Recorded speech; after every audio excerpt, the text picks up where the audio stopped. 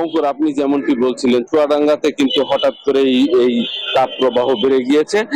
আমি যদি আপনাকে বলি, এই তাপ প্রবাহের সময়ে কিন্তু 35 থেকে 36-37 ডিগ্রির ভিতরে তাপমাত্রা ওঠানামা করছে। আমি আজ সকাল 9টার যে তাপমাত্রা আবহাওয়া অফিস থেকে জানতে পেরেছি, সেটি কিন্তু 30.2 ডিগ্রি সেলসিয়াস তারা রেকর্ড করেছে। যদিও বেলা বাড়ার সাথে সাথে এই তাপমাত্রা কিন্তু আরো কিছুটা বেড়ে যাবে বলে তারা আভাস দিয়েছে। তবে তারা যেটি বলছে, এই সময়ে কিন্তু বাতাসের আর্দ্রতা অনেকটাই বেশি, যেই কারণে এক ধরনের ব্যবসা গরম অনুভূত হচ্ছে চুয়াডাঙ্গাতে।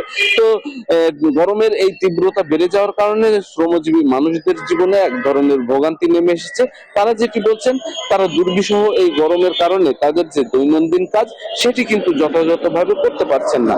অল্প সময়েই তারা হাঁপিয়ে উঠছেন। বিশেষ করে শ্রমিক শ্রেণীর মানুষরা কিন্তু এক প্রকার বিপাকেই পড়ে গিয়েছেন। তারা যেটি বলছেন যে তাদের পেটের তাগিদেই কিন্তু কাজের জন্য বাইরে আসতে হচ্ছে।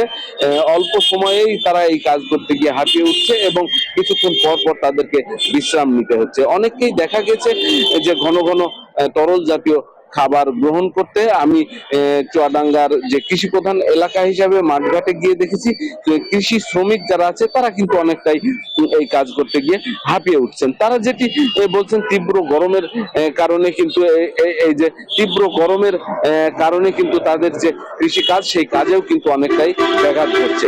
তো এই ছিল চুয়াডাঙ্গা থেকে আমার কাছে ফিরছি স্টুডিওতে। অঙ্কুর।